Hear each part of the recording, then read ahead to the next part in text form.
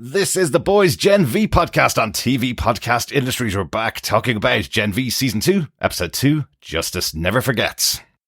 Cate Dunlap, the angel who saved countless super-abled lives during the massacre at Godolkin, was viciously attacked last night.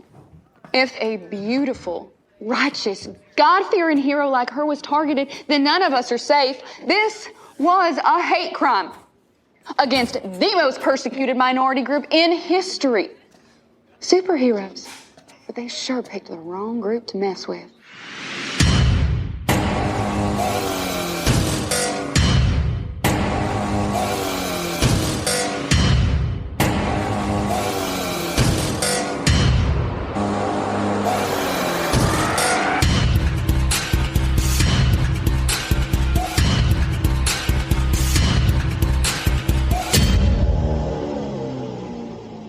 Welcome back, fellow boys and girls, to the Boys Gen V podcast from TV Podcast Industries. We're back with our chats all about Gen V, Season 2, Episode 2, Justice Never Forgets this time. I'm one of your hosts, Derek. And I'm your other host, shushing in the background. Excellent. All together now, Justice Never Forgets. Shh. Yes, welcome back, Chris. Yes, we're not going to be silent at all. This is a podcast, obviously, so it'll be a really boring podcast if we all about our things that we remember from the episode. And the one thing I remember is I have another co-host. Chris is back for Gen V. Welcome back, Chris. Thank you. You know, I came back for the mature ones, you know? No, I've been busy in spring break or summer break or whatever you call it, just work. Yes, we did have you during summer at one point, I'm sure. I was working, basically. Crazy. The joys of having a real career in the background and a 2-year-old kid. Sometimes means that the only podcasting I get to do is listening to my own thoughts as I try and help my 2-year-old potty train. And trying to think and understand why. Why did I do this? Why did I decide to potty train? I love it. I'm glad that you added that you do have a 2-year-old son, because myself and John do also have professional careers in the background as well. So if we'd been able to podcast and you hadn't, there'd be something really, really wrong. So yes, we did have to have you back for this because as most of our long-term listeners know, Chris is the one that brought The Boys to us originally when the first season came out. We weren't going to cover it because we didn't really cover anything on Prime Video at the time. But ever since, this has been one of our biggest shows. The Boys going increasingly big with their big swings in the big series of The Boys, having this spin-off of Gen V, which we talked about last time, following on directly from the end of Season 3 of The Boys, leading into Season 4, coming out of Season 4, going into Season 5, hopefully at the end of Gen V. So not so much a spin-off with Gen V as a really central story as part of The Boys universe. And potentially this episode does link to the third or the second spin-off and the third show in this universe, which is the story of Vought back in the day, which is going to be with Soldier Boy, Jensen Ackles and co. back in the initial founding of the Seven and all that in the Vought days. Yes. So definitely something we'll catch up and talk about very soon in this episode. But yeah, really looking forward to going deep, if you will, on Gen V Season 2. Absolutely. Delighted to have you back. And for those of you who are just joining us for our Gen V coverage or our Boys coverage, you can pop on over to our website at tvpodcastindustries.com, where I've made it much easier over there for you to subscribe to our main podcast feed, the TV Podcast Industries feed. You can also subscribe to just the Boys feed to get access to all of our coverage of all of the Boys shows, Gen V, The Boys Diabolical, the animated spin-off show that we also covered every episode of, and any upcoming spin-off that's coming out for The Boys, which we'll also be covering over there. We also want to hear your thoughts. 3 episodes dropped this week on Prime Video. We know you're all desperately watching every single morsel of those episodes and have thoughts about what's happened, and we want to hear from you. Email us to feedback@tvpodcastindustries.com. We'll chat about those thoughts on upcoming episodes of this podcast. Or you can pop it over to our Facebook group at facebook.com/groups synopsis.com/TV Podcast Industries. You can leave your thoughts over there in the spoiler posts for each episode. And final announcement, just a reminder, we are continuing our Gen V pub quiz for season 2. The question will be coming up later in the episode, even though John isn't here with us, as he's off at his reunion for his college days this week. He's left behind the questions for this week. And all you need to do is just gather together the answers to all 8 questions, email us at the end of the season to the feedback address, feedback@tvpodcastindustries.com, and you could be in with a chance of getting your hands on some Gen V goodies. Yes. Derek, you've done a lot of talking, but I'm going to ask you to do more. Of course. Can you give us the what, where, when, and how with the episode details for this episode? Yeah, of course I can. The show is developed by Craig Rosenberg and Evan Goldberg and Eric Kripke. It's based on the comic series by Garth Ennis and Derek Robertson.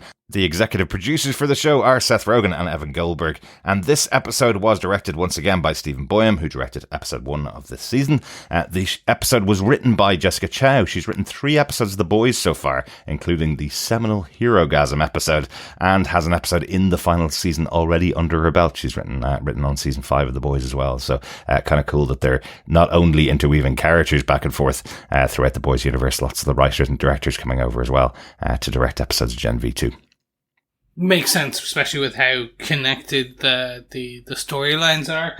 I don't know if you've seen any of the marketing and presser interviews where they are actively telling everyone that this will have direct impact, direct high impact on the storyline for season 5. Absolutely. Well, we already saw how that in the season 4, Cate basically took Frenchie.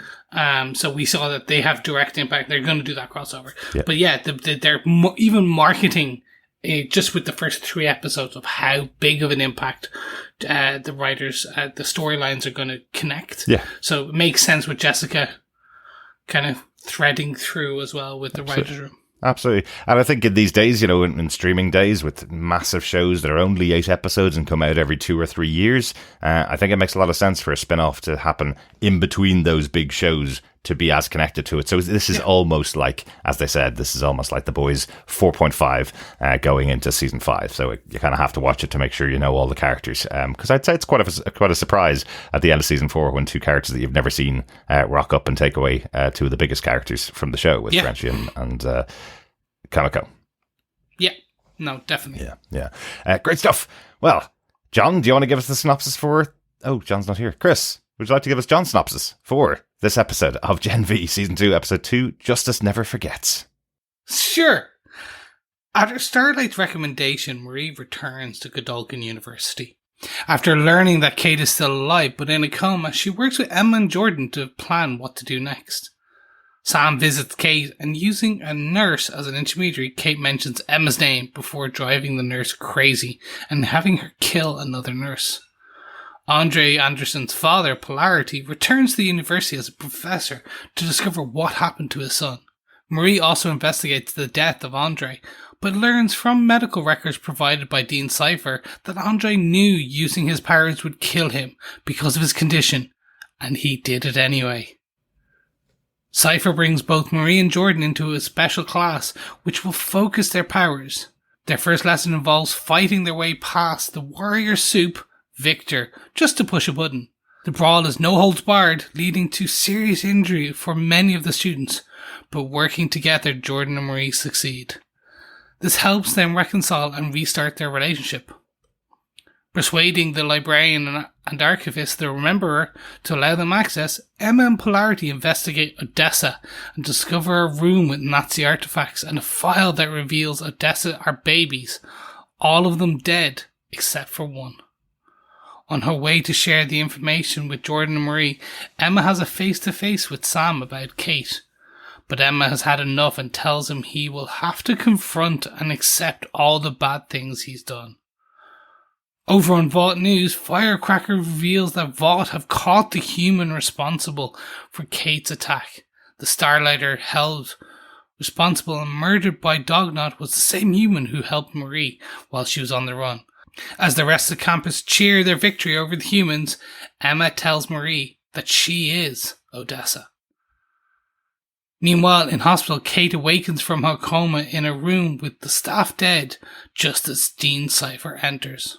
So yes, Cate awakens in the hospital. We discussed on our last episode that it ending with a cliffhanger with blood coming out of the back of Kate's head. We were wondering whether they would actually end the first episode with the death of a major character. But yeah, we kind of said they probably wouldn't kill off someone like Cate because she's so important to the story in that first episode. Yeah, I do see potentially not everyone else making it to the end of the series. True, I think they would be open to killing. Like, we did think that about Patrick Schwarzenegger's character back in the very first season, where he does not make it past episode 2. No, he does not. So there's definitely... when I was watching episode 1 and I moved to this, I moved to episode 2, I was like, there is a slight chance they just, like, drag her along and then maybe kind of don't have her awaken until the end or something. Seeing her eyes pop at the end of this episode, really, I was like, okay, no, she's back. And that's her motivation. Yeah. She's on the revenge path now. So definitely interesting to see. Absolutely. Absolutely. Well, I think it's time to get into our points from the episode. So welcome back to the students of God You. As we chatted about in our first episode, we talk about our major moments from the episode in 3 ways. We talk about our freshman or minor moment from the episode that stood out to us, our sophomore moment, which is our medium moment from the episode, and the major moments from the episode, hopefully covering everything within the episode that we can think about. So we'll start off with our minor moments, something that stood out to us from the episode, or maybe just we couldn't get out of our head after watching the episode. Chris, what's your one from this episode that stood out to you? Kevin Kohler, the frat president. We've definitely seen him before, I feel. A few times, yes. A few times in this episode, and then a few times in other shows. Huh? Yes, the Deep. The Deep is the frat president, and not only is that, also comes back for the hazing. Yes. He seems to take a lot of pleasure in that, yes. Oh god, yes. And it's a big wooden hazing that comes out very wet and sticky as they finish up the hazing. Yeah. I just love how he introduces it with his speech saying it's all about wisdom, dignity, and honor. Those are the 3 pillars of that frat house. And then he's like, now take off your pants. Yeah. Like, oh God, it is the Deep. It would have to have something really horrible connected to it, wouldn't it? Yeah, it does. And it's also the boys. I was just like, they are going to lean into the debauchery that is the cliche and of what is considered a frat house, a frat boy house in the US. Yes, exactly. So yeah, definitely that's my minor. That's my definitely. Yeah, and I think there's also just a moment when he calls Rufus dickless, you don't use bleach on the implement that he's used. It's just, he may have been frat president over and over again for many, many years. We see those great photographs of him with different haircuts over the years that he's been involved. But even though Rufus is now the new president, he still has to bow down to the Deep, doesn't he? Oh, God, yeah. Excellent. My freshman moment, my one that stood out to me, is Stacey. We talked about her last week, where she's telling everybody to keep clear of her stinger on the back of her tail. And once again, when she comes into the room to talk to Jordan and Marie here, we see her puking honey into a jar. It's just... I just keep wondering, how much of a bee is she? If she takes off her coat, does she have black and yellow stripes all the way down her body underneath or something? Is that how far we're going to go here? But I love that she has obviously done this so often, because basically honey is bee vomit, yeah? But she does it so often that she has a jar to hand, pukes into it, and then says to Jordan and Marie, would you like this?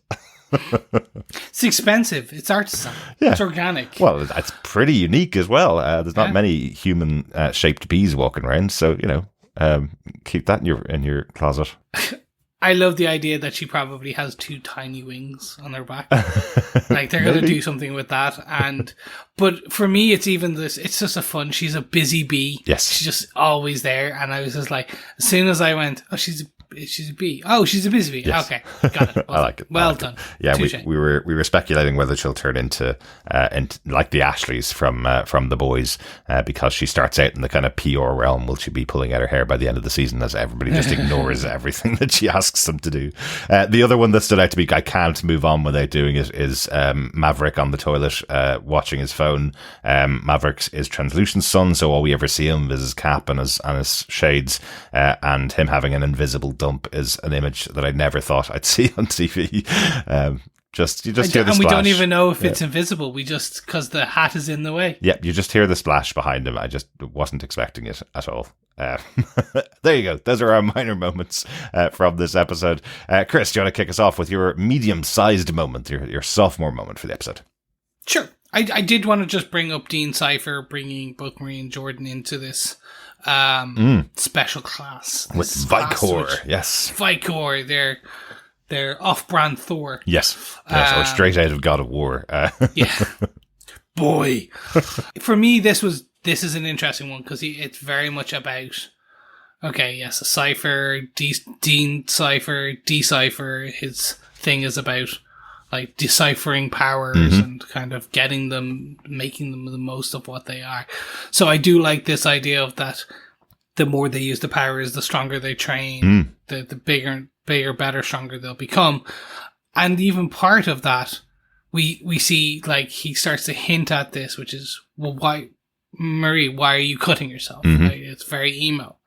Like, you control the blood. What part of the blood do you control? Like, very much trying to get her to think outside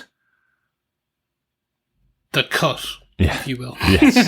The knife. We then see Jordan even start to level up as well. Jordan really uses this kind of force power plus their strength plus their ability to shift back and forth, pushing additional kind of heights, and very interesting, very just interesting from a story point of view and a kind of but my God, brutally kind of shown off with the level of blood and cracks and the sound of the bone smashing against the wall.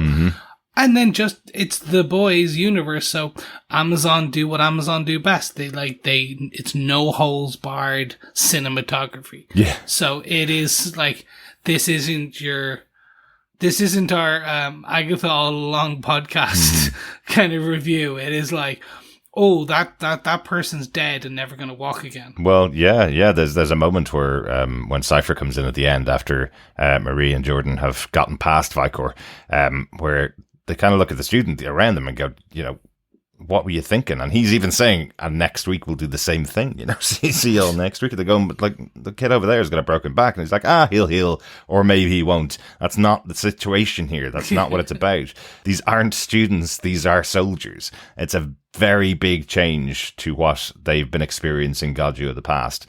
And it does help to understand why he's had no problem with Jordan and Marie and Emma coming back into school after everything that they've done, every kind of problem that they caused in season 1.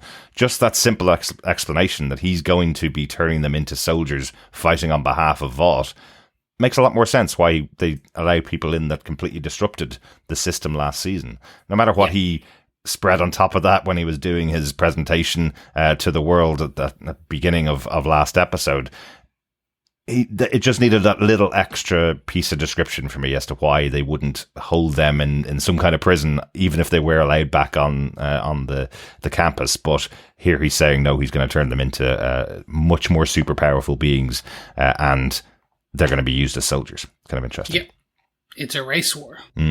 Absolutely. Yeah. One other thing I really liked about the conversation at the beginning of this with Vicor is that one of the students points out, oh, that's Vicor, star of Valhalla 3, Lust and Lightning. 4 stars on Rotten Tomatoes. 4 stars or 4% on Rotten Tomatoes. That's lower than Thor Love and Thunder, isn't it? Yeah. 4% is definitely something. That's lower than Guardians of the Galaxy 2. And that was a good film. Yeah. Yeah. But I think that does kick him up a notch in his fighting ability. He seems to want to take out all of the kids there, because he started out when he walks in initially, he looks at Marie Moreau and aims for her. He said, "Are you ready to take the hammer?" Basically. So it looked like he was aiming for her. Jordan says that a couple of times. Why is it that he's after you specifically? Why does he have such a hard on for Marie? So it feels like maybe Dean Cipher is specifically targeting Marie in this situation, and everybody else is just a casualty of that. But I think just when that little criticism of his movie is thrown out there, he just goes after all the rest of the kids as well. But he knows Marie's very powerful. Yeah. No, and I feel that's going to be an ever-going storyline, which is Marie is being pushed and pushed and pushed and pushed. Yeah. And we'll see where that goes, because obviously we've seen her break before. We've seen her explode arms before. Yeah. So definitely an interesting one. Yeah, absolutely. Absolutely. What about yourself, Derek? What's your medium moment? What's your sophomore? My medium moment for the episode is just Sam and Emma having a moment together. You know, they were very, very close in season one. They were separated by Sam pushing her away, and then going to Cate and having his mind kind of changed or hidden, I suppose, or his feelings hidden deep down. So he was doing the bidding of Cate. And here we have him confronting Emma after Cate has been taken out, thinking that Emma's responsible for her death.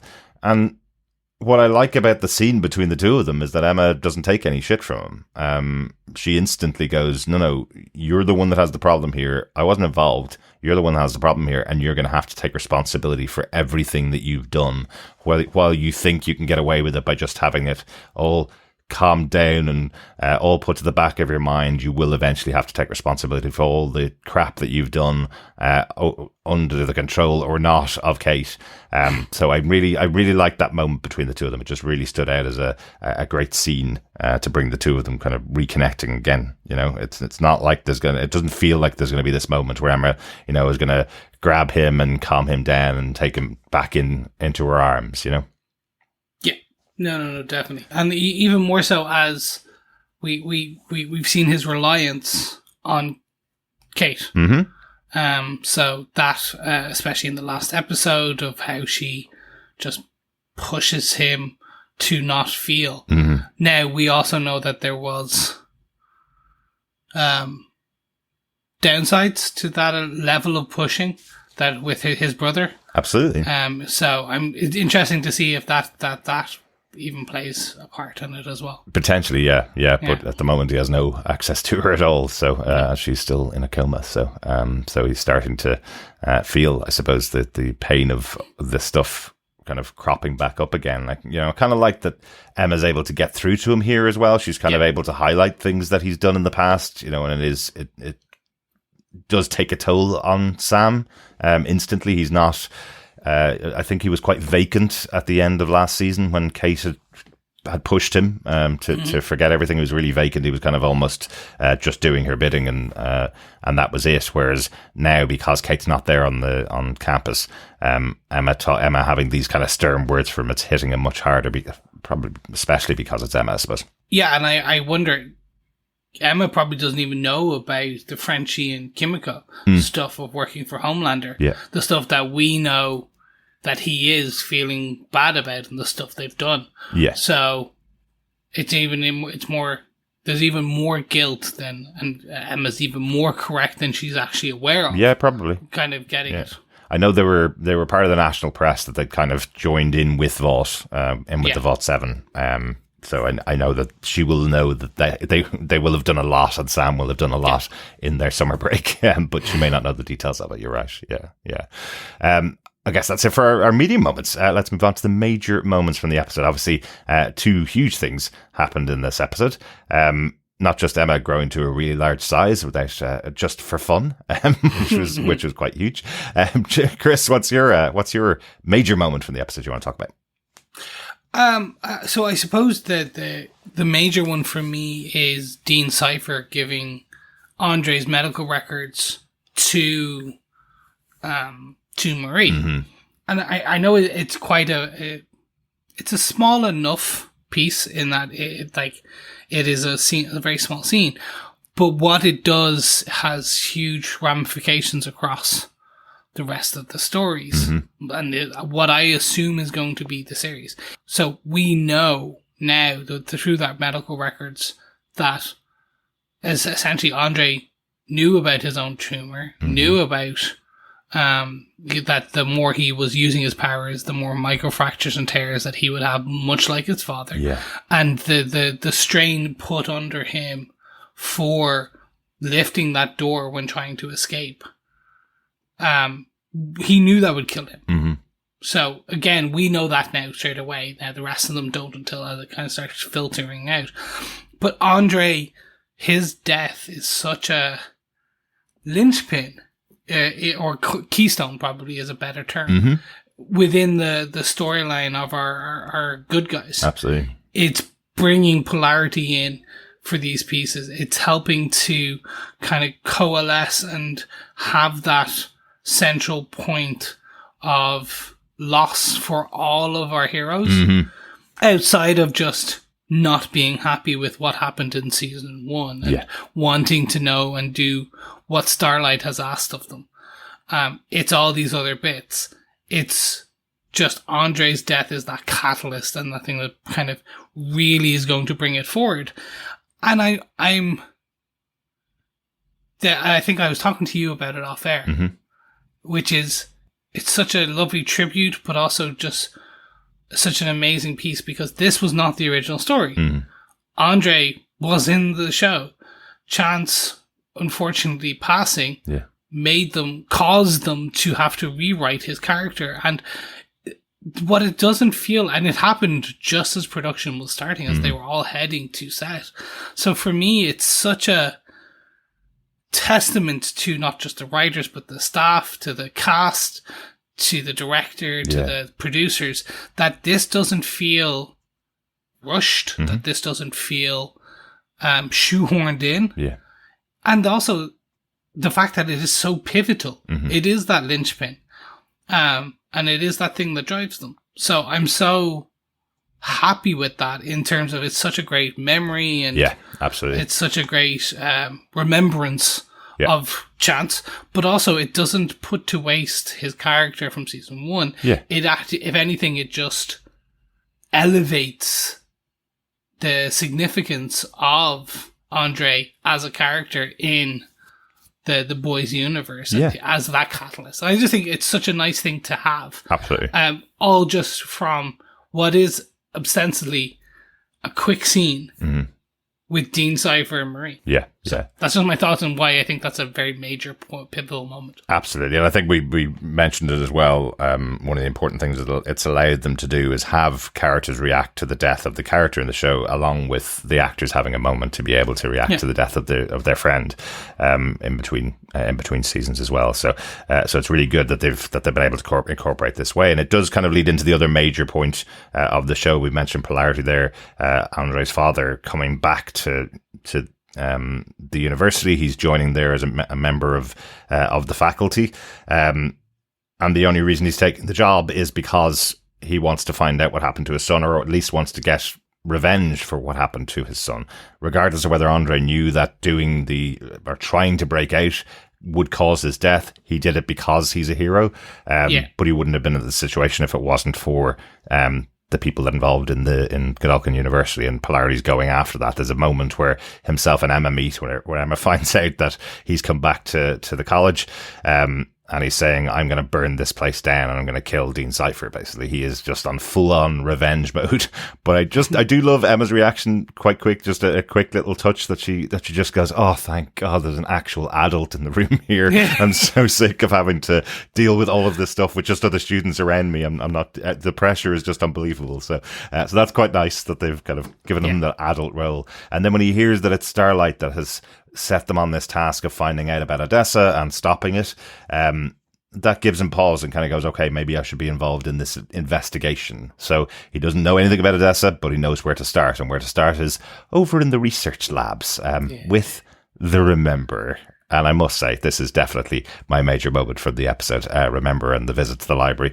It's something that's kind of baked into Garth Ennis and Derek Robertson's The Boys universe, is if you have a heroic character that has a very specific power, make sure you showcase what that power is when you meet them. So you don't just have a person in the library telling people to shush. You have a person who is incredibly good at remembering things, so therefore they can call off everything that would be on a computer, but to even better accuracy because they just remember everything infinitely better. So that's the Rememberer character. But of course, he's a soup of the universe. He used to have his own TV show, and that's what gets them into the library, because a very, very stoned, or a very, very drug inhibited Emma remembers back to when she was a child, singing along to the Rememberer theme tune, watching the Rememberer show when she came home from school, dressing as the Rememberer for Halloween when she was 12 years old.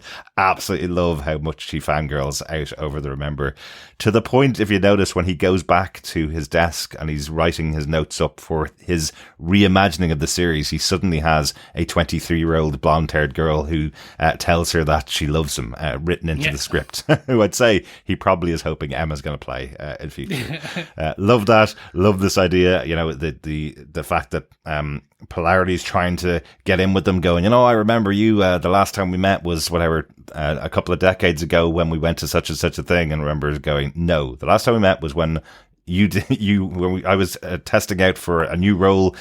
You distracted me so much by telling me I was sitting on my own sandwich that I forgot a line. The Rememberer forgot something. So he's been waiting for his moment to tell Polarity no. And this is his moment. If it wasn't for Emma, they never would have gotten in. And probably, it would have been years before he ever was granted access to that library, which I love. Really enjoy that. One of the touch I really like in the scene is Emma watching the clock and dancing along with the ticks. I thought that was really good fun. She's basically taken one of the drugs out of her Xanax bottle, but it turns out to be a drug rather than a Xanax. She was just trying to calm herself down and ended off being super stoned.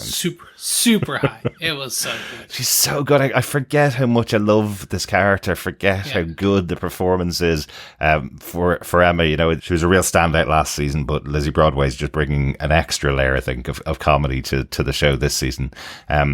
They go in and investigate. They find out that there's nothing really there. They're going through box after box after box, trying to find anything. And then she's the one that realizes there's a noise in the back. And I love how she just delivers, should we check the secret room over there? Because I can hear the fan going. It's been going since we've been in here. She hums along with it. They open the door and find, well, guess what? The massive Nazi room of Thomas Godolkin. So this, and it's not just Nazi, there's KKK in there. There's... It's all the same, Chris. It's just different words for the same thing. Yeah. Which I think is why they have that in there. Mm-hmm. And they have a Native American costume from like your prototypical one in a glass case. Lots of Nazi. Yeah. Lots of Nazi paraphernalia. It would make me think that that's something like a trophy that Thomas Godolkin has taken after hunting someone down. That's what it almost sounds like. Yeah. Or we're going to find this is like the robes of one of the first Vought superheroes, right, in the early days, like the Chief or something like that. Yeah. And again, we're going to see this era in this next spin-off, and I'm like, okay, so maybe there's definitely one or two bits here. The more very interesting piece, aside from they find Odessa, I think is just how clearly it basically places Vought and Godolkin and the rest of them as American Nazis. And we also even know that they were actual Nazis who were brought over from Germany into America. Interesting enough, the last show we covered with that amount of Nazism was City of Angels. Penny Dreadful, City of Angels. That's right. Yeah. Yes. Yeah. Where we had to really discuss how Nazism and America and the Americas in the late 30s really kind of got... Mm-hmm. In the 20s and 30s, it was a good decade before the war broke out in Germany, the Zoot Suit riots and stuff. And I think this will play a part, I think, in terms of how they bring a lot of that in. Absolutely. Key finding out what is Odessa. Yeah. Absolutely, and it's not unexpected that there would be a Nazi at the centre of Godolkin University, as Chris said. We found out in season 2 or season 3 of The Boys that a Nazi was quite central in the beginning of Vault as well. So not a huge surprise. And all the way through the kind of groundwork they've been laying is that everything is leading back 60 years to the setup of the Compound V, to the setup of Godolkin University, which is in its 60th year, and to the setup of Vought as an organisation as well. Yeah. So we're going to see a lot more of that in the spin-off. But this scene is really just more about Emma finding what Odessa is, or finding the documentation about Odessa.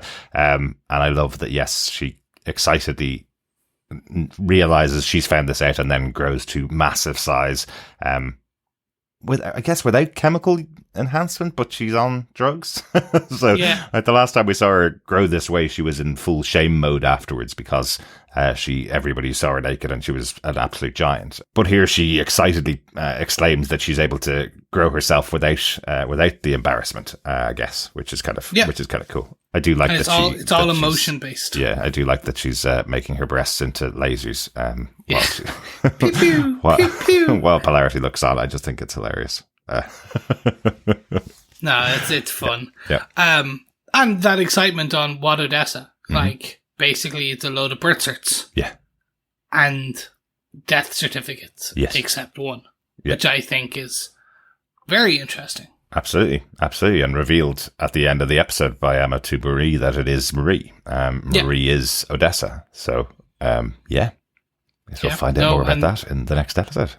Yeah. And the interesting thing to remember is another baby, another one of the babies and Vought was a certain Homelander. Mm-hmm. So I'm very interested to see that connection. Absolutely, Chris. Good catch. Yeah. Great stuff. But there we have it. Any other notes? Anything else we haven't talked about from the episode that you'd like to mention? The one that I'm going to somewhat steal from you, just because I absolutely loved it, was the very forced, very cringe-worthy Marie social media posts. Absolutely. I presume this is Vault talk in this universe, is it? Yeah. It's there. It's just, hey fam, 6ix9ine, why don't you catch Flippy and Uppy? And I'm like, oh God, that is how some of them talk. It is just, I am not down. I am not hippity hoppity down with the kids. But even I find that so cringe. But I suppose that's it, isn't it? It's that Marie of all people is not someone that wants to be doing this kind of stuff, but she knows she has to. And there's two great ones in this episode. The episode starts out with Marie recording her Vault Talk apology, because, they're all thinking, well, if the PR team from Vault can get us back into school, all she needs to do is just record something for her followers, and then there'll be no problem. And just the words that she says, it's like, no joke, fam, things were tough. I needed space for my trauma and stuff, like my mental health journey. And now that's all fine. This year at God U's gonna be lit. It's just absolutely hilarious that she has to do it. I think I was saying to John, actually, when we were watching it, after the Stacey, the PR lady and PR B, after her, I think my favourite new character is Fake Marie on the TikToks. What was the other one? She's standing outside of Cate's room and she's going, oh, these flowers really remind me of Cate's soul. Send your thoughts and prayers in the comments below. Like and subscribe. It's like, oh no, this is awful. This is the worst type of influencer. Hilarious. And did you notice an interesting thing, which is they shift the color perspective on the show, which is when they're filming it on the phone for those segments, it's all extra blown up in color and stuff. Love it. And then as soon as it cuts it back to real life, like it's back to the Muted Boys kind of color palette and kind Excellent of sense. filter. So it's just Excellent. And speaking of influencer, that's the other note I wanted to mention, was Emma having to go to influencer class with Modesty Monarch. Oh man. Again, another fun soup character in this universe. I mentioned earlier on with the Rememberer being the library guy. Well, you got to have a person who's an influencer called Modesty Monarch, because she says that everything was going okay. She started out with her ring light, and she had a platform which was called Trad Soups. And she started that movement, and then it was only when she hit on the idea of super in the streets, obedient in the sheets. And once she did that, then she became the global superstar that she is now.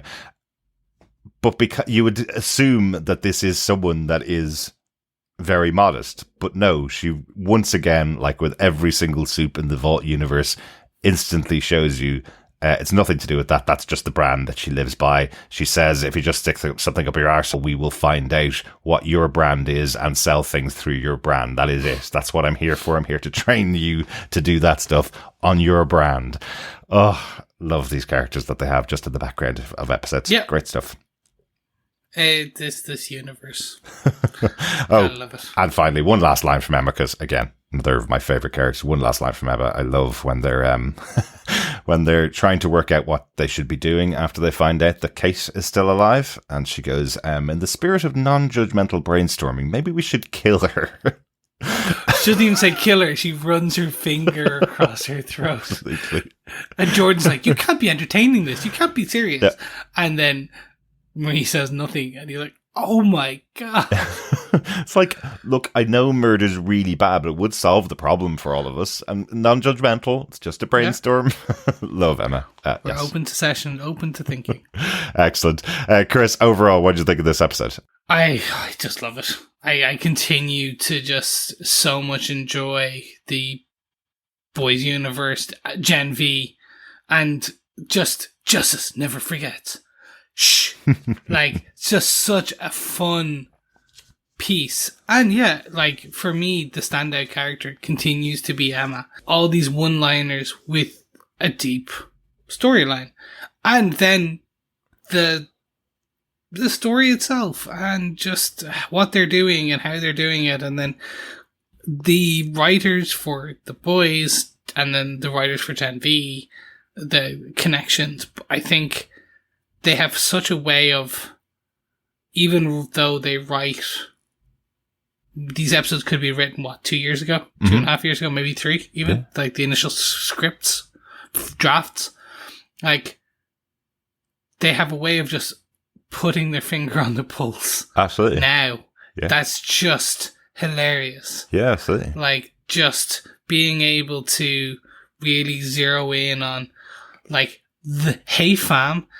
Yeah, like, that's something they probably were saying 2 years ago, but it's now such a more ubiquitous thing with it's bled into the kind of lexicon of kind of everyone. Everyone gets that joke now. Absolutely. And while we have so much fun talking about this show, and there's so much great comedy, and there's still lots of satire going on in the show that we don't even, that doesn't even stand out to us enough sometimes. There's a whole scene in this episode that we didn't talk about where Vault News, of course, is being brought into play once again. We have Firecracker revealing that the person who took out Cate is apparently a Starlighter.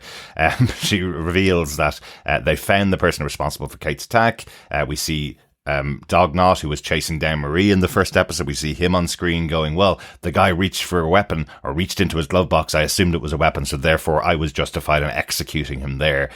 Effectively, all of the campus of students are shouting F humans because they believe that the humans and Starlighters particularly have gone against them and have killed one of their big representatives in Cate. That's kind of finger on the pulse for this week at the moment, isn't it?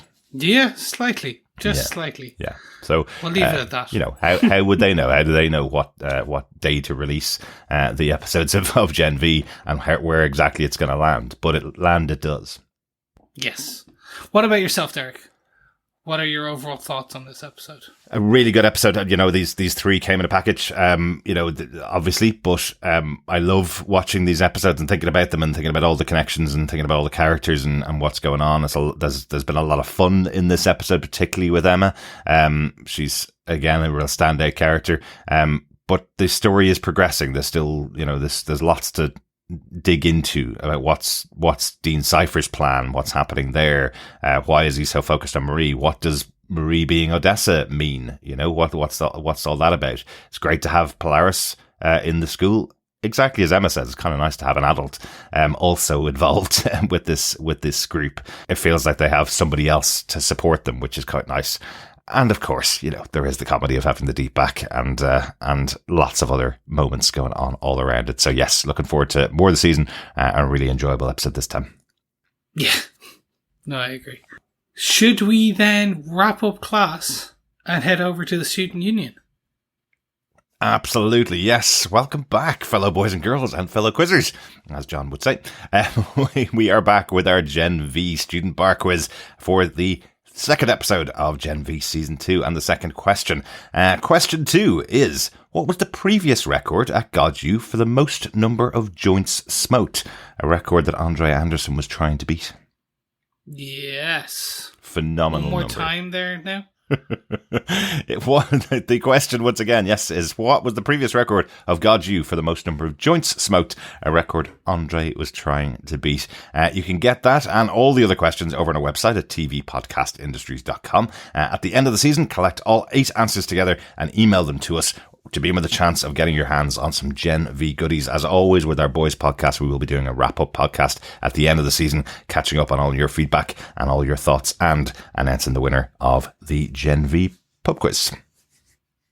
Yes, looking forward to that.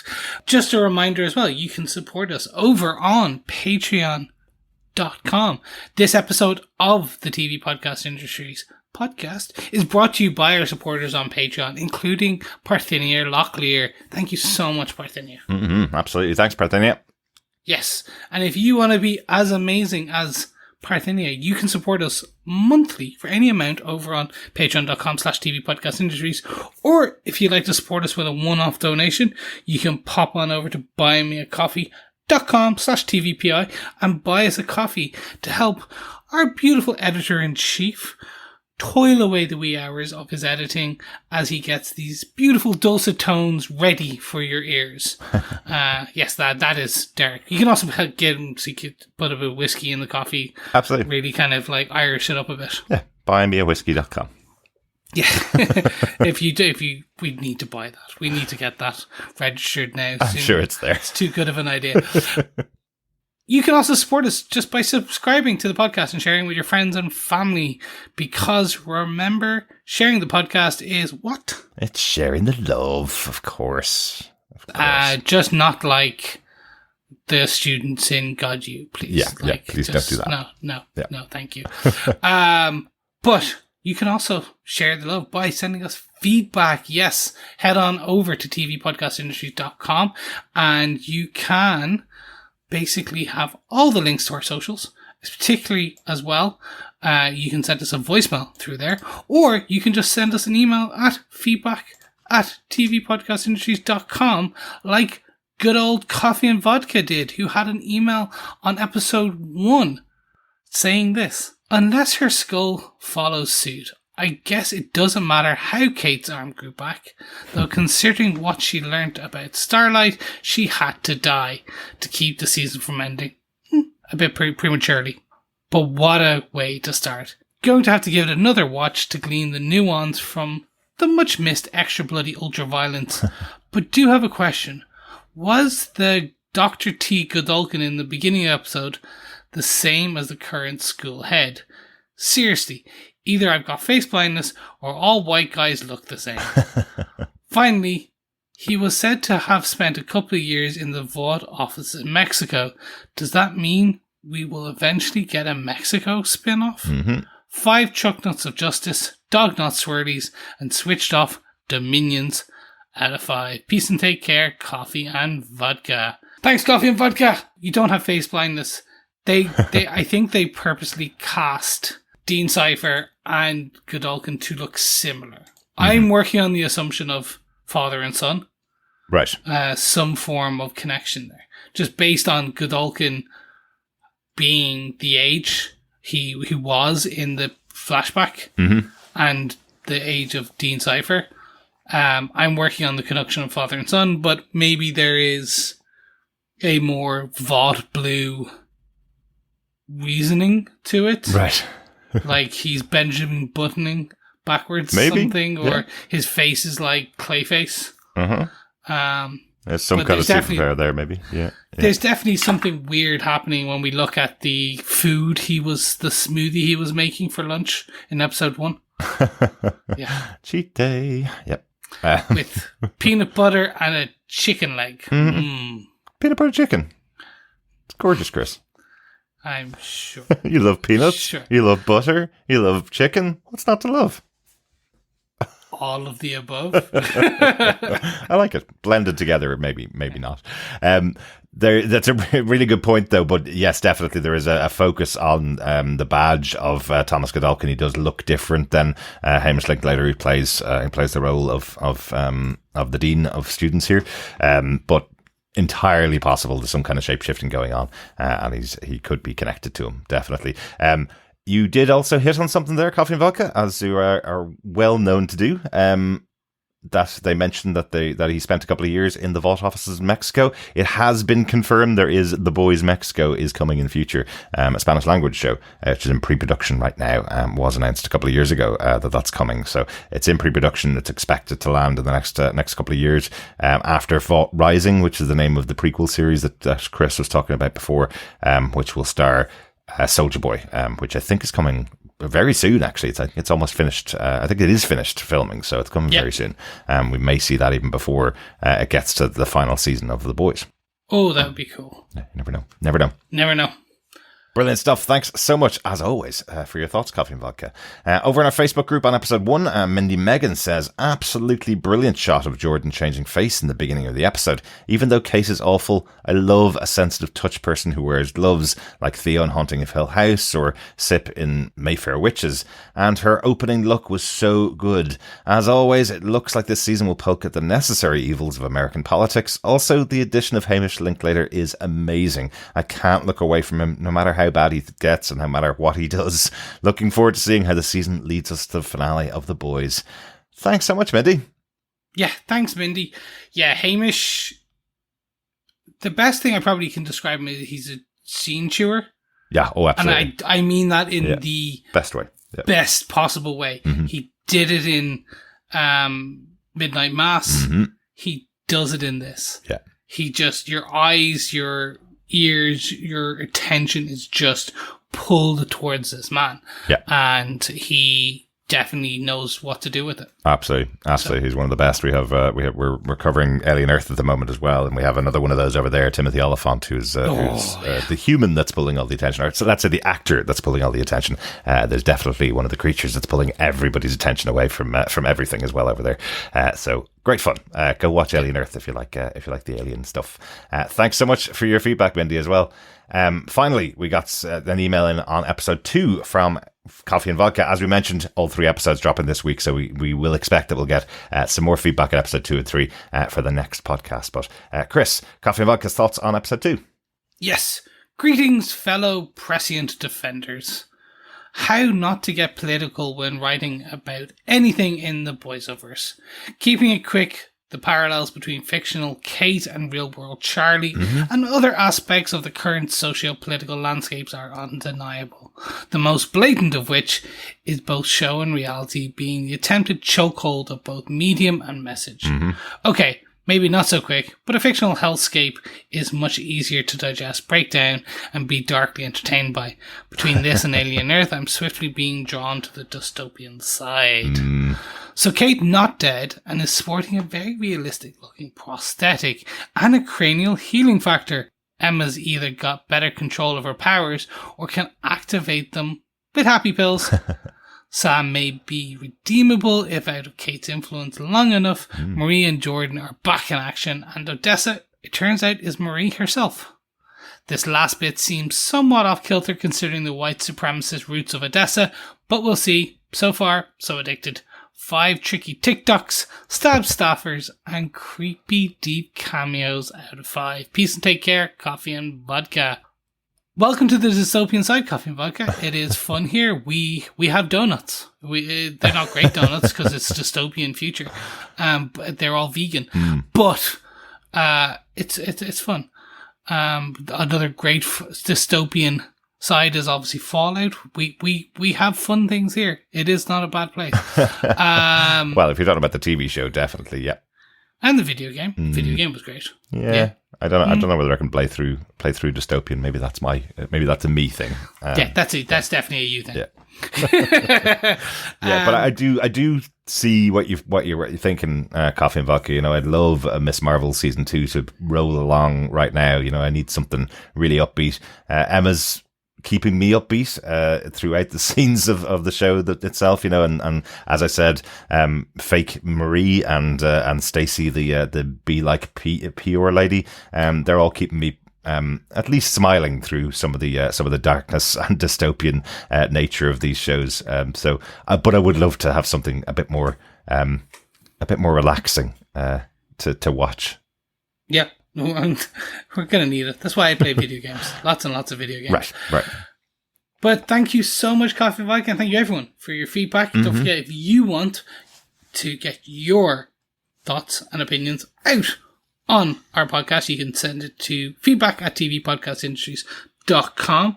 And while you're at it, why not pop on over to Apple Podcasts or Spotify podcast feeds, or just head on over to tvpodcastindustries.com and you can write us a review.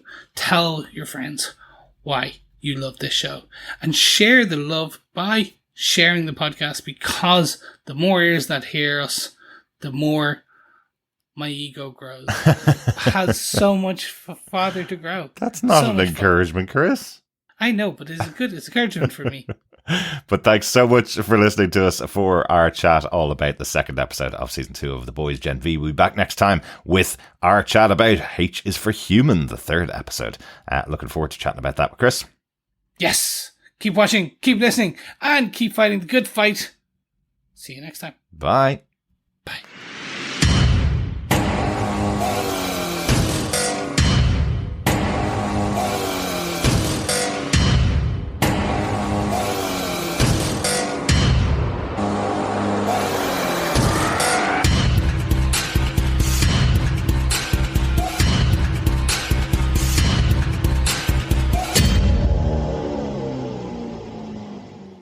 All together now. Justice never sleeps. Forgets.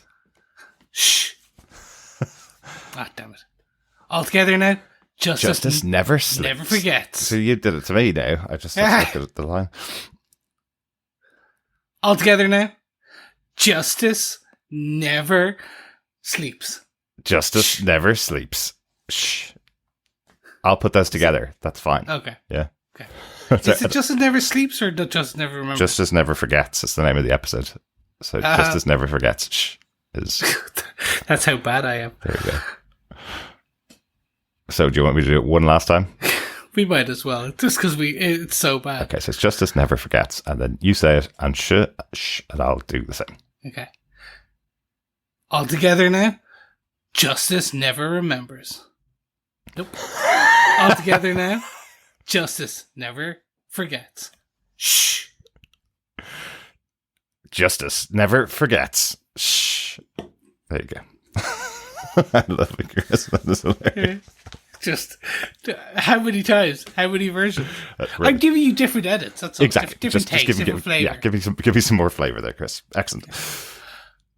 Justice never forgets. Shh.